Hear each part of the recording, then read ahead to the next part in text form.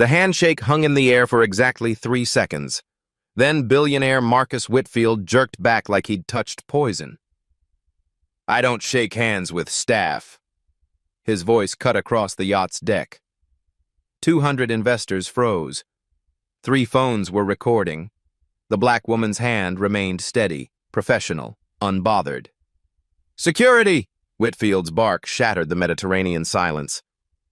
How did catering staff get on the main deck? Dr. Amara Williams watched billionaires scramble backward, creating a perfect circle around her. The $80 million yacht Dominion suddenly felt very small. Tech moguls whispered. Cameras captured everything. Someone laughed. A sharp, ugly sound. These are the moments that birth the most powerful black stories. When arrogance meets its match. Real-life stories where everything changes in heartbeats. Touching stories of quiet revolution. Have you ever stood completely alone while a crowd decided you didn't belong? When you held power they couldn't see, couldn't imagine, couldn't survive without. The word security ricocheted across the deck like a slap. Rodriguez materialized instantly, 6'4" of ex-Navy muscle who solved problems quietly. "Ma'am, I'll need your credentials." His tone carried professional courtesy laced with suspicion, the kind reserved for people who didn't belong in places like this. Amara reached into her blazer with surgical calm. The digital countdown above the main stage pulsed red. Keynote, 10 minutes. She produced a holographic speaker badge, pristine white with security strips that caught the Mediterranean light. Rodriguez examined it like a detective studying evidence, turning it over, holding it up, searching for flaws that would justify what everyone already believed. "Badges can be replicated," Whitfield announced to his audience of 200. "Happened at Davos. Woman claimed to be a hedge fund manager, turned out she cleaned offices." The nervous laughter that followed felt rehearsed, practiced, the sound wealthy people make when they're reminded why gates exist. Someone whispered, "Always the ambitious ones," and heads nodded in that particular way that transforms individual prejudice into group consensus. Tech blogger Sarah Morgan angled her phone subtly, live streaming to 2,300 TikTok followers as the view count climbed steadily. Summit organizer David Anderson appeared at Whitfield's elbow, face flushed with escalating panic. "Marcus, we have a serious situation with the keynote speaker," but Whitfield cut him off with a dismissive wave. "Handle this first. Bad optics. My investors don't need distractions from people who can't follow basic protocols." Chen's tablet showed 8 minutes remaining as Amara's phone buzzed with an incoming call. The caller ID flashed briefly. Goldman Sachs. Private wealth, before she declined without glancing at it. Her Hermes handbag, understated, elegant, worth more than most annual salaries, rested against her hip while a corner of what appeared to be a first-class boarding pass protruded from the side pocket like a small flag of contradiction. "Ma'am, I need you to come with me while we verify your authorization to be here," Rodriguez continued, his training taking over even as something nagged at him about her complete lack of fear. The crowd pressed closer, forming a human coliseum around this unexpected entertainment, phones emerging like flowers turning toward sun. "Verify what exactly?" Amara's voice carried a strange quality. Not defensive, not angry, but almost amused, like someone watching a play where only she knew the ending. "That I belong here?" The question hung in the salt air while Whitfield stepped forward, energized by his audience's attention. "That you're supposed to be here," he clarified, gesturing broadly to encompass his domain. "I've built 3 unicorn companies, TechFlow, DataVault, CloudBridge. Combined valuation, $12 billion. I know exactly who belongs at these summits and who's trying to crash them for networking opportunities." The crowd murmured approval, a Greek chorus of validation for their gatekeeper. Amara checked her watch, a Patek Philippe Nautilus that caught light like captured starfire, and said, "Impressive portfolio. What's your exit strategy for TechFlow's current burn rate situation?" The specificity of her question created a hairline crack in Whitfield's confidence, quickly plastered over with bluster. "Lucky guess." Information's available if you know where to look online. But Senior VP James Thompson had materialized beside them, and his corporate instincts were screaming warnings. Something about her posture, her clothes, the way she wasn't sweating despite being the center of systematic humiliation. Marcus, what's the actual situation here? We're supposed to be live in uninvited guest scenario, Whitfield explained without lowering his voice, playing to the crowd. Security oversight at the gangway. We'll sort it quickly. Sarah Morgan's live stream had exploded to 8,700 viewers as chat erupted. This is insane. Recording everything. She's way too calm. Someone's about to learn something expensive. Amara's phone buzzed again, the preview text visible to anyone looking. Dr. Williams, the board is waiting for your... before cutting off. Whitfield caught the doctor designation but dismissed it. Fake credentials were easier to buy than real ones. Thompson, however, felt ice forming in his stomach as pieces began assembling into a picture he desperately didn't want to see. Ma'am, Thompson attempted diplomacy. Perhaps there's been a scheduling confusion. If you could just step aside while we verify... But Amara was already pulling out her business card, pristine white with embossed lettering that caught light like a blade. She extended it toward Whitfield with the patience of someone who had learned to let other people create their own disasters. He waved it away without looking. I don't need your catering company's card. The countdown hit 5 minutes as Anderson's panic reached visible levels. Marcus, I really need to discuss the keynote speaker situation immediately. There's been a... After we resolve this disruption, Whitfield snapped, then addressed his audience again. Ladies and gentlemen, I apologize for this interruption. Sometimes people get ambitious about networking access, but protocols exist for everyone's protection. The scattered applause felt like validation, like democracy, like the natural order reasserting itself against chaos. The business card fluttered to the deck, caught by Mediterranean wind, but Thompson's instincts made him step on it before it could escape. When he glanced down, his world tilted sideways. The embossed text read, Dr. Amara Williams, Managing Partner, Zenith Capital Management. Thompson's throat constricted as recognition hit like ice water. Zenith Capital. Every serious investor knew that name, feared that power, courted that influence. Marcus, he whispered urgently, tugging at Whitfield's sleeve like a drowning man. But Whitfield was riding the crowd's energy now, feeding off their collective certainty. Security protocols protect everyone. We can't have random people disrupting...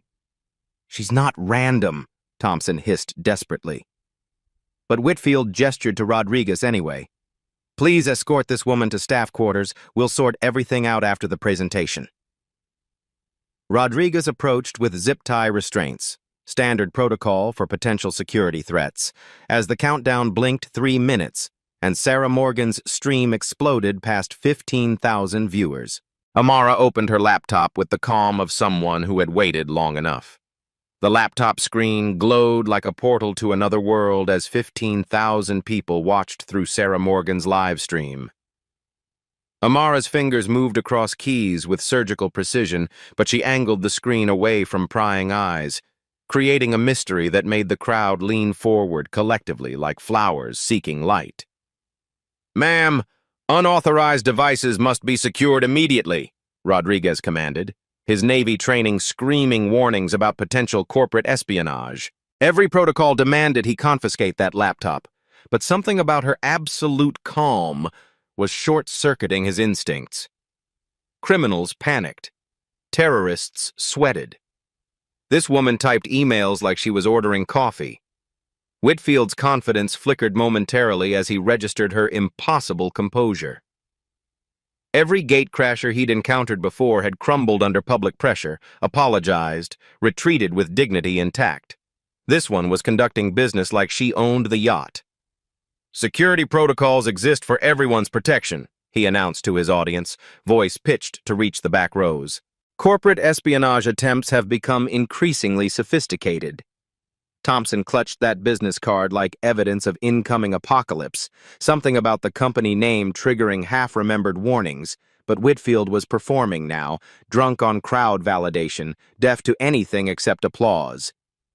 "Marcus, you absolutely must examine this identification before—" "After we neutralize the immediate security risk," Whitfield cut him off, gesturing broadly to encompass his kingdom of spectators.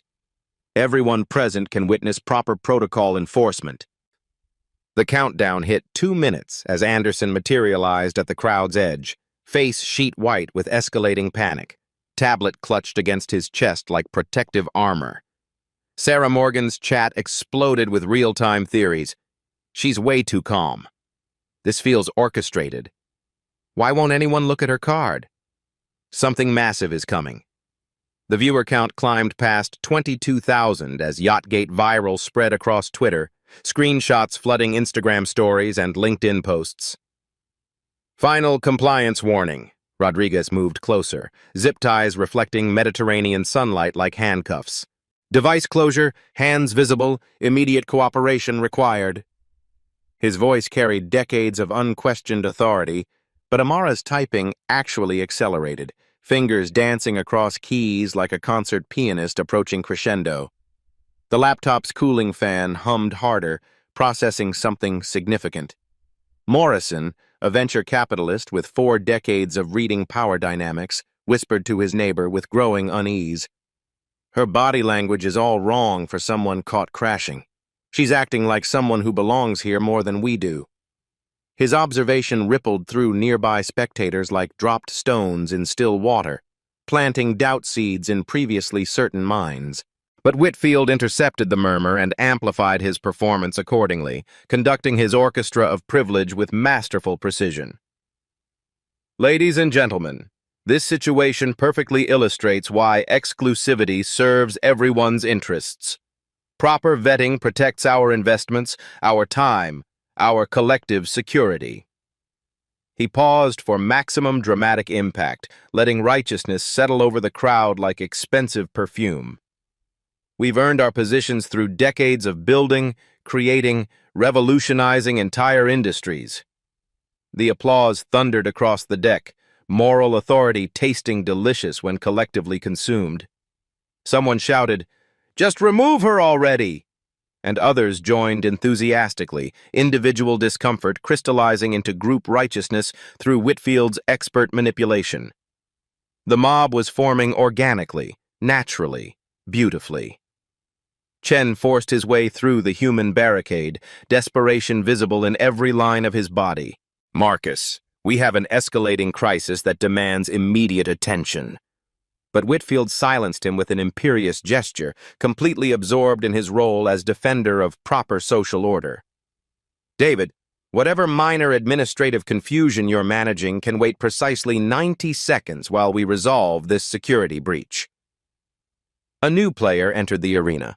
Dr. Elizabeth Hartwell, Whitfield's board advisor, emerged from the yacht's interior with phone pressed to her ear. She caught sight of the commotion and froze, her conversation forgotten. Something about the scene triggered alarm bells in her lawyer's mind. Too many cameras, too much documentation, too much potential liability. Thompson was vibrating with barely contained panic now, the business card burning in his palm like radioactive material. Every corporate instinct developed through decades of hostile takeovers and boardroom warfare screamed that they were sleepwalking into catastrophe. But crowd noise was drowning his warnings like tsunami waves against seawalls. 4 more phones emerged from the audience as a Bloomberg reporter started live tweeting updates, her follower count exploding as the story gained momentum. The circular amphitheater now encompassed the yacht's entire social deck, phones raised like digital torches demanding justice, validation, entertainment. Amara's laptop chimed softly, a single notification that cut through crowd noise like a funeral bell. She typed for exactly 12 more seconds, then stopped completely. The sudden absence of keyboard clicking felt louder than thunder, pregnant with implications nobody could comprehend yet, but everyone could sense approaching like distant lightning. Dr. Hartwell approached the circle's perimeter, her legal radar pinging frantically. "Marcus, what exactly is happening here?" But her voice was lost in the crowd's energy, their collective certainty drowning individual concerns like ocean waves against individual stones. The countdown hit 75 seconds as Rodriguez reached for Amara's laptop, but she finally looked up with laser focus that made several spectators unconsciously step backward. "Mr. Whitfield, before security confiscates my equipment, you might want to know what I just documented." "I don't care about your social media conspiracy theories," Whitfield replied, but something in her tone was making his wealthy skin crawl with unfamiliar sensations. The absolute confidence radiating from someone who should have been humiliated, terrified, begging forgiveness. Instead, she seemed almost satisfied. "Not social media," Amara said with silk-wrapped steel. "Legal documentation. For compliance purposes." She closed the laptop with a sound like a vault door sealing shut. "My firm takes discrimination incidents extremely seriously, especially when they're witnessed by thousands of people and recorded from multiple angles." Dr. Hartwell's phone slipped from nerveless fingers as that word, firm, triggered recognition cascades in her legal mind. Firms meant law firms or investment firms, both categories that could destroy companies like TechFlow without breaking stride. "Marcus," she called urgently, pushing through the crowd, "you need to stop this immediately."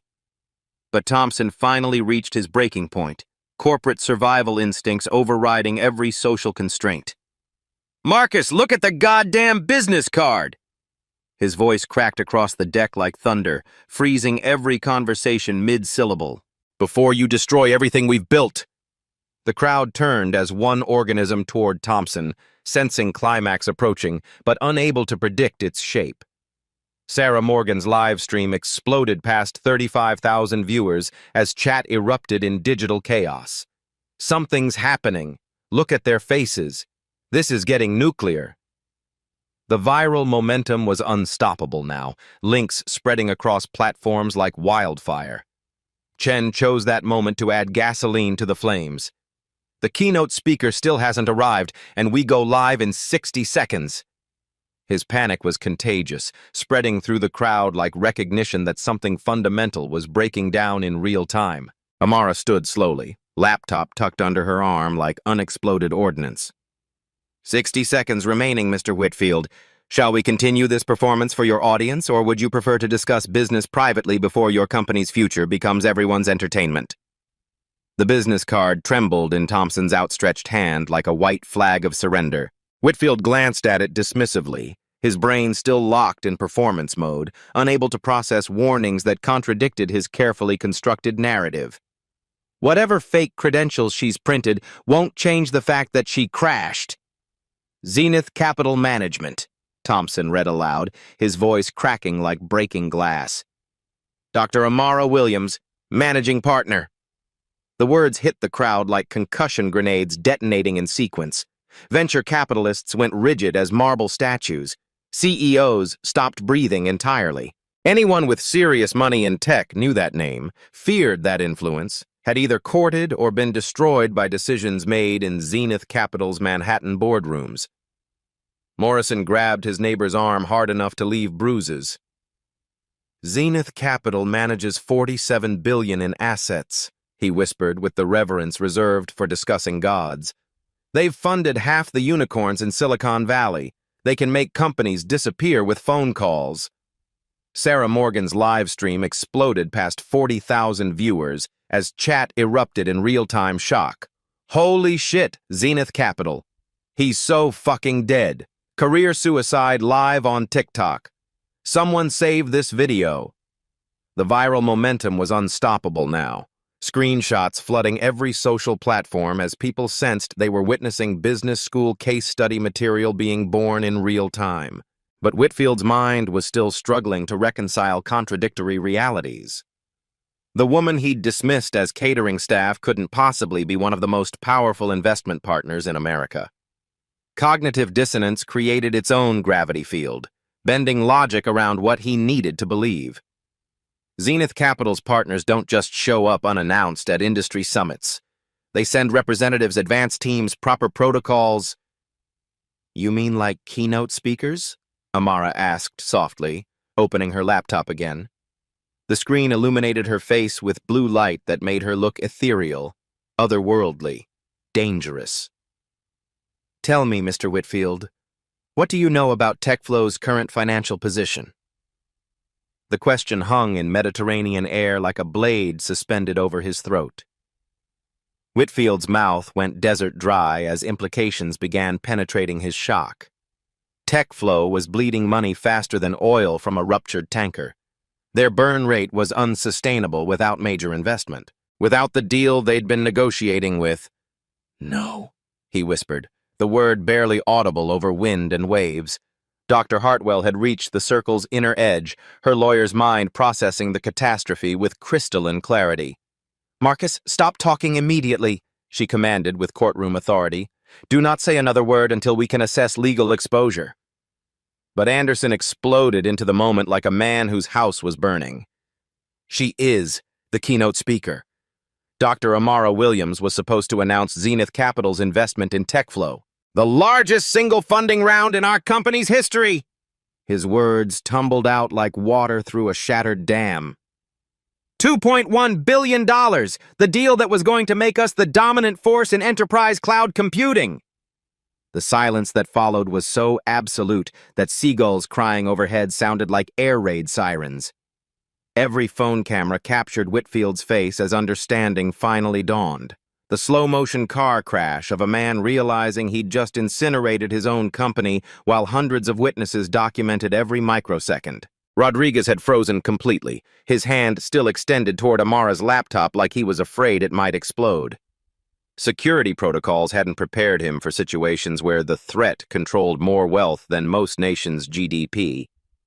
Sir, he said to Whitfield, uncertainty fracturing his voice for the first time in decades. What are your instructions? Instructions? Amara's voice carried silk-wrapped steel as she typed rapidly across her keyboard. Let me save everyone some time. Her fingers flew across keys with surgical precision while the crowd watched in hypnotized silence. Email number 1, Legal Department documenting discrimination incident for compliance review. She paused, looking directly at Whitfield. Email number 2, Investment Committee recommending immediate withdrawal of TechFlow funding due to executive conduct violations. Another pause, another keystroke. Email number 3, Portfolio companies warning about potential partnership risks with TechFlow leadership. Thompson's legs nearly buckled as the magnitude hit him like falling concrete. Marcus, she's destroying us in real time. Everything we've built, every partnership, I'm not destroying anything, Amara interrupted calmly. I'm documenting what already happened. Your CEO just refused to shake hands with a black woman, assumed she was catering staff, called security, attempted to have her restrained, and did it all in front of 38,000 live stream viewers. She gestured toward Sarah Morgan's phone. The internet never forgets, Mr. Whitfield. Whitfield was staring at her like she'd materialized from another dimension, his brain finally catching up to consequences his arrogance had created. The woman standing before him controlled more investment capital than some countries' entire economies. She could make his company disappear with emails. She could destroy his reputation with phone calls. She could end his career with conversations. Dr. Williams, he began, but she raised one perfectly manicured finger to silence him. I'm not finished. Her voice cut across the deck like a scalpel. Email number 4, Forbes, Bloomberg, Wall Street Journal. They love stories about tech executive discrimination scandals. She typed another line. Email number 5, Securities and Exchange Commission. They're very interested in corporate governance failures at companies seeking major investments. Dr. Hartwell was frantically signaling for Whitfield to stop talking, but he seemed incapable of processing anything except the systematic dismantling of his life's work happening in real time. There's been a misunderstanding, he managed. If we could discuss this privately. Privately? Amara's laugh was like ice crystals forming. You made this public, Mr. Whitfield. You turned my professional attendance at this summit into entertainment for your audience. You assumed my skin color determined my economic class. You documented your discrimination for social media. She gestured toward the forest of raised phones. Privacy was forfeited when you called security. Morrison leaned toward his neighbor, voice barely audible. She's systematically destroying him. Every move calculated, every word precise. His whisper spread through the crowd like recognition that they weren't witnessing random chaos, but surgical demolition performed by someone who understood power better than any of them. Chen was having what appeared to be a panic attack, hyperventilating as he calculated consequences. The investment announcement was supposed to triple our valuation. IPO plans, expansion into Asian markets, everything depended on Zenith Capital's backing. He looked around desperately. Without this deal, we're dead in 18 months. Correction, Amara said without looking up from her screen. You were dead in 18 months. Now you're dead in however long it takes these videos to circulate through Silicon Valley. She closed the laptop with finality that sounded like a coffin lid. Which, based on current viral trajectory, should be approximately 6 hours. The crowd had gone completely silent, mesmerized by watching a masterclass in corporate destruction. Sarah Morgan's viewer count had passed 50,000 as word spread across every platform. Yachtgate was trending globally now, screenshots and video clips flooding LinkedIn, Twitter, Instagram, TikTok. Thompson was calculating damage with accountant precision. Stock price will crater when this hits Bloomberg. Other investors will withdraw. Board will demand resignations. Legal liability alone will bankrupt the company, Dr. Hartwell finished grimly. Discrimination lawsuits, SEC investigations, shareholder litigation. We're looking at existential threat-level consequences. But Amara wasn't finished with her surgical dismantling. Email number 6, she announced, typing again. Limited partners in Zenith Capital's fund, documenting why we're withdrawing from TechFlow and recommending they avoid future investments in any Whitfield-associated ventures. The words hit like sledgehammers. Limited partners meant pension funds, university endowments, sovereign wealth funds, institutions that controlled trillions in investment capital. If Zenith Capital recommended avoiding Whitfield's companies, it would create a financial quarantine that could last decades. Whitfield finally found his voice, though it came out as barely more than a croak. Dr. Williams, I apologize. There's been a terrible misunderstanding. If we could start over. Start over? Amara's eyebrows rose with theatrical surprise. Mr. Whitfield, you can't start over a viral video. You can't start over documented discrimination. You can't start over 47,000 witnesses. She gestured toward the phones, still recording every word. This is your legacy now. This moment. This choice. These consequences. The countdown display hit 0 as the main stage's speakers crackled to life. An automated voice announced, Ladies and gentlemen, please welcome our keynote speaker, Dr. Amara Williams of Zenith Capital Management. The irony was so perfect, so brutal, so absolutely devastating that several people in the crowd actually gasped. The woman Whitfield had tried to have arrested was supposed to be standing on that stage right now, announcing the largest investment in his company's history. Instead, she was standing on his deck, systematically destroying everything he'd spent decades building. Shall we go inside? Amara asked pleasantly, as if suggesting they discuss the weather. I believe we have some business to conclude. The conference room felt like a morgue as Whitfield's inner circle filed in with funeral solemnity. Amara claimed the head chair without invitation, her laptop opening with the soft hum of digital execution about to commence. Outside, 63,000 people watched through glass as Sarah Morgan's live stream captured every micro-expression of corporate terror. TechFlow's burn rate is 23.7 million monthly, Amara began, her voice clinical as a coroner's report. Current runway, 4.2 months without additional funding. She paused, watching color drain from executive faces. Your Series D was contingent on Zenith Capital's $2.1 billion investment. Past tense. CFO Patricia Williams tried speaking twice before words emerged. Dr. Williams, surely we can discuss terms that benefit everyone. Everyone? The word crystallized in Mediterranean air like ice. Mr. Whitfield just refused to shake hands with me because of my skin color, in front of witnesses, on camera. Exactly who benefits from normalizing that behavior? Thompson's hands shook as he reached for water. The math was brutal. Without Zenith's funding, TechFlow would hemorrhage talent within weeks, burn through remaining capital within months, face bankruptcy before Christmas. 18 years of building, gone. The discrimination was unintentional, Dr. Hartwell attempted with courtroom precision. Cultural misunderstanding, not malicious intent. Intent is irrelevant, Amara interrupted, projecting documents onto the wall display. Impact is measurable. The screen filled with real-time data. TechFlow's stock price dropping 17% since the live stream began. 3 venture capital firms already pulling out of discussions. #TechFlow. Racism trending globally with 47 million impressions. Chen was hyperventilating softly as social media metrics updated in real time. Our reputation is disintegrating by the minute. Brand value, partnership deals, recruitment pipeline, everything's contaminated. Contaminated by truth, Amara clarified, opening another document. Zenith Capital has been developing new investment criteria specifically for situations like this. The dignity clause appeared on screen, dense legal language that essentially weaponized capital against discrimination. Any executive-level bias constitutes material breach of fiduciary duty. Remedy includes immediate funding withdrawal and industry-wide notification. The contract terms were surgical in their precision.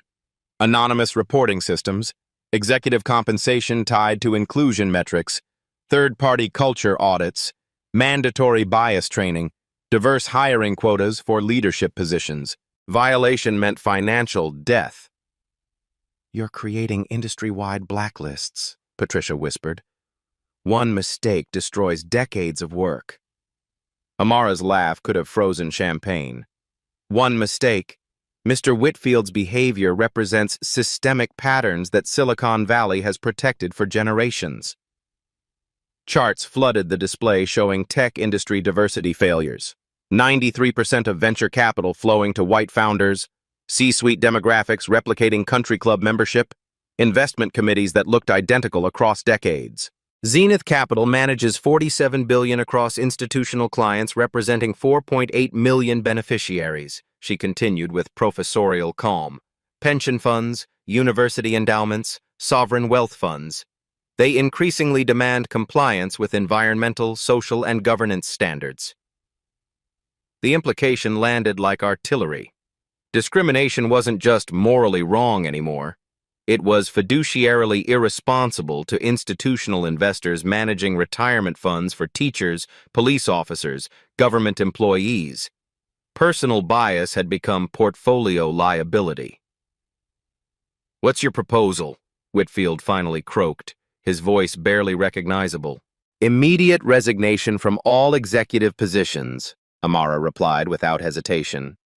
"Public acknowledgement of discriminatory conduct. $10 million diversity fund establishment.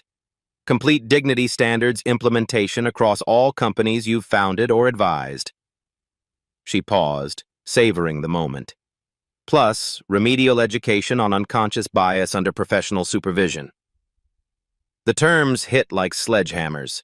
Whitfield would lose his empire, face public humiliation, submit to re-education like a disciplined child. Everything he'd built would survive, but under new leadership with new values. The alternative is fighting this while bleeding money, talent, and partnerships until bankruptcy forces liquidation, Amara continued pleasantly. "Viral videos are permanent, Mr. Whitfield. 63,000 people witnessed your discrimination. The internet never forgets." Thompson was scribbling calculations frantically. "Legal costs alone would bankrupt us. Defense fees, discrimination lawsuits, SEC investigations, shareholder litigation." He looked up with hollow eyes. "We're already dead. You're just offering different ways to bury the body." "I'm offering resurrection under new management," Amara corrected.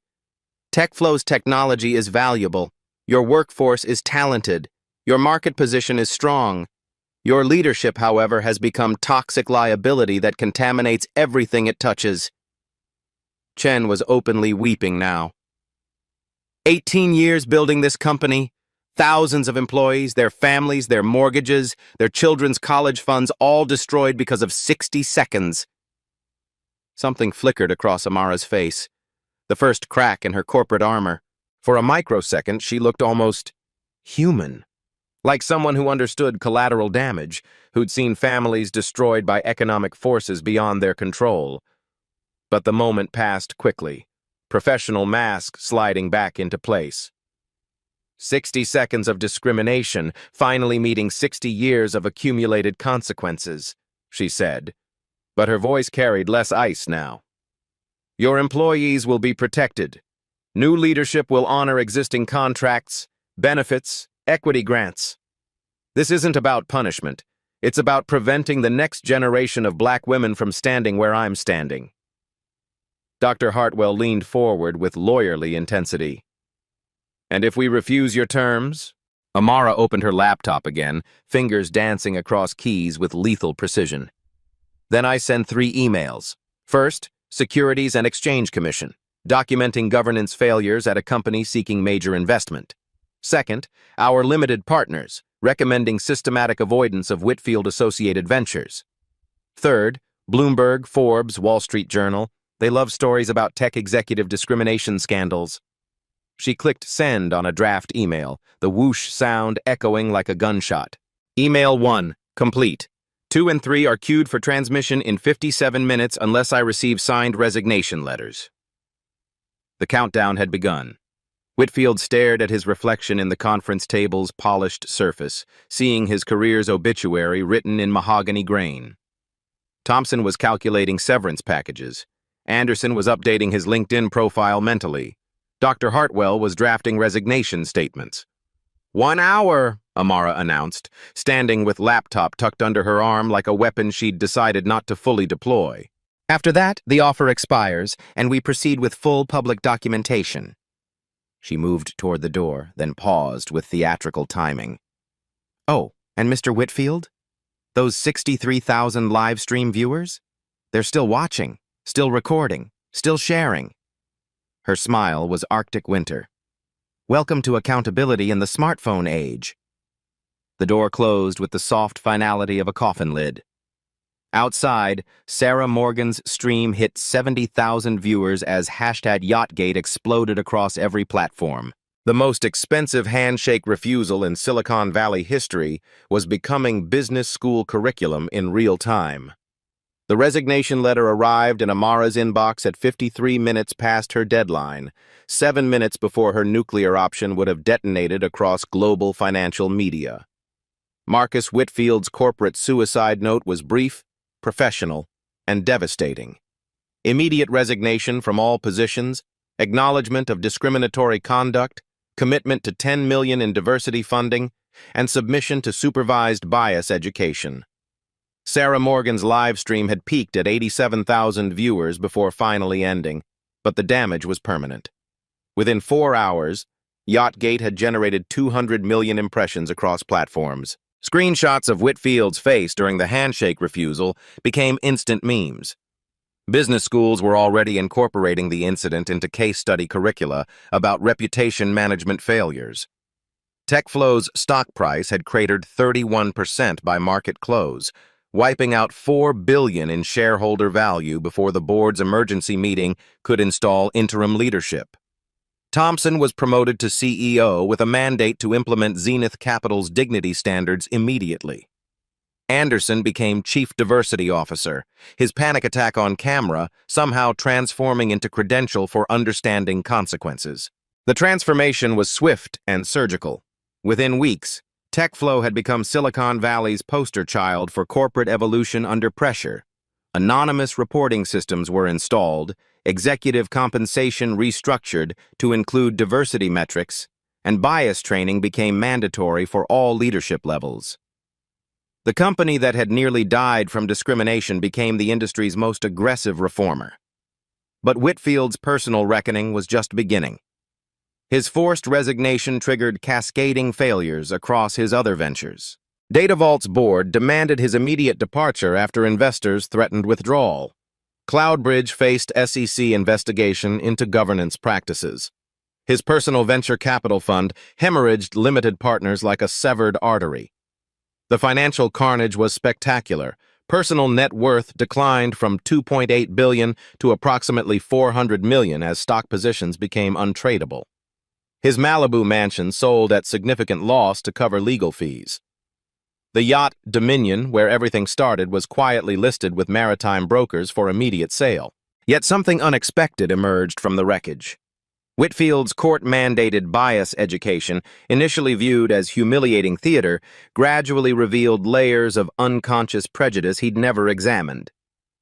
Working with Dr. Patricia Anderson, a Harvard psychologist specializing in executive unconscious bias, he began confronting beliefs that had shaped decades of hiring, investment, and social decisions. The hardest part wasn't admitting I was wrong, Whitfield later told Forbes in a carefully orchestrated rehabilitation interview. It was recognizing how many talented people I'd dismissed, overlooked, or underestimated because they didn't match my mental template of success. His voice carried genuine remorse, though skeptics noted his media training was extensive. The industry dignity initiative that Amara had outlined became reality faster than anyone anticipated. Zenith Capital's $50 billion in committed funding attracted institutional investors worldwide, creating massive capital pools accessible only to companies meeting measurable inclusion standards. Within 18 months, 43 major venture capital firms had adopted similar criteria, fundamentally altering Silicon Valley's power dynamics. The practical changes were remarkable. Diverse hiring quotas became standard practice. Anonymous reporting systems proliferated across tech companies. Executive compensation tied to inclusion metrics became contractual requirements. Companies that embraced dignity standards accessed preferential funding, strategic partnerships, and talent pipelines. Those clinging to old patterns found themselves increasingly isolated. Morrison, the venture capitalist who'd sensed danger early during the yacht incident, founded the Executive Accountability Project, a nonprofit tracking discrimination incidents and their corporate consequences. The Whitfield case created a new paradigm, he explained to Harvard Business Review.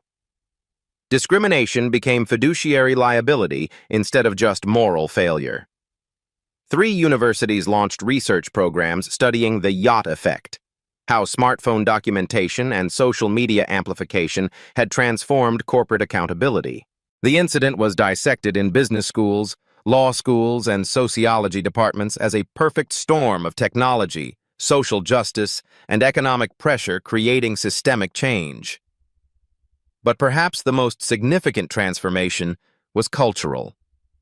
Young professionals entering Silicon Valley understood that discrimination wasn't just morally wrong, it was career suicide in the smartphone age. The generation raised on social media instinctively documented everything, creating permanent accountability for temporary lapses in judgment. Amara's personal satisfaction was quieter but profound. She'd spent decades navigating rooms where her presence was questioned, her expertise doubted, her authority challenged. The yacht incident had become a watershed moment where accumulated frustration met perfect opportunity for systemic response. Change doesn't happen through individual victories, she reflected during her TED Talk 6 months later, viewed by 47 million people worldwide. It happens when individual incidents catalyze systemic transformation. When personal accountability becomes institutional requirement, when dignity becomes profitable. The applause was thunderous, but Amara's greatest satisfaction came from emails flooding her inbox. Young black women in tech describing new opportunities, increased respect, expanded possibilities. Personal vindication was temporary. Systemic change was permanent. The handshake that Whitfield had refused had ultimately reshaped an entire industry's power structure. Sometimes revolution begins with the simple demand for basic human dignity. 2 years later, the Mediterranean yacht where everything began had been converted into a floating diversity training center by its new owners. The irony wasn't lost on anyone. The deck where Marcus Whitfield had refused to shake Amara's hand now hosted workshops on unconscious bias for tech executives worldwide. Whitfield himself had undergone perhaps the most dramatic transformation. After completing his court-mandated education program, he'd surprised everyone by dedicating his remaining wealth to mentoring underrepresented entrepreneurs. His foundation had funded over 200 startups led by diverse founders, generating $1.3 billion in economic value and creating 15,000 jobs across 30 countries. "I spent 40 years building walls I didn't know existed," he reflected during a joint interview with Amara for Time magazine's Unlikely Partnerships cover story. "The yacht incident forced me to examine beliefs I'd never questioned, behaviors I'd never noticed, impacts I'd never considered." His voice carried hard-earned humility that couldn't be manufactured or media-trained. The Industry Dignity Initiative had exceeded every projection. $73 billion in committed capital now flowed exclusively to companies meeting measurable inclusion standards. The program had created a competitive advantage for diversity, transforming moral imperatives into market forces. Silicon Valley's demographics had shifted dramatically. 42% of new venture-backed startups were now led by underrepresented founders, compared to 7% before the yacht incident. Sarah Morgan, the blogger whose live stream had captured everything, parlayed her documentation into a successful career covering tech accountability.